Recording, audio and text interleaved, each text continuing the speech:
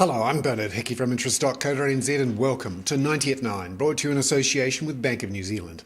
This is your morning briefing where you get everything you need to know in 90 seconds at 9 o'clock, starting now with news of turmoil on financial markets over the last 3 days, and news just in the last hour that the European Central Bank will stage an emergency massive intervention in markets to buy Spanish and Italian bonds, aiming to stop the contagion spreading from the pigs, Portugal, Ireland, Greece and Spain, to the core of Europe. But it may well be too late for Italy and Spain, and now G7 finance ministers are in crisis meetings. This all follows the downgrading of America's sovereign credit rating to AA+ from AAA over the weekend. Already some markets have reacted. Israeli stocks fell 7%, stocks in Dubai fell 4%. And there were massive street protests in Israel over the cost of living. The US dollar continued to weaken over the weekend, and that meant the New Zealand dollar was actually up to just over 84 US cents. Remember, it hit a low of 82.70 on Friday.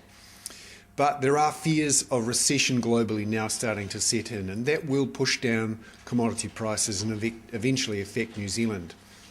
Meanwhile, with all this intervention, we're seeing warnings from the Bank of Japan that it will intervene to try and keep its yen down versus the dollar.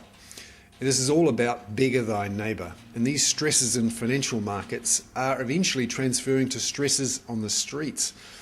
There's reports of violence in Madrid where Los Indignados, the youth protesters sitting in town squares, have clashed with police, and also reports over the weekend of widespread looting and fires in London.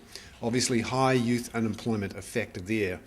Remember, in 2008, leaders chose to kick the can down the road, so to speak, to essentially transfer private debt to public balance sheets, to allow the banks to continue on, in fact, to grow even bigger, even more unable to be rescued if they failed.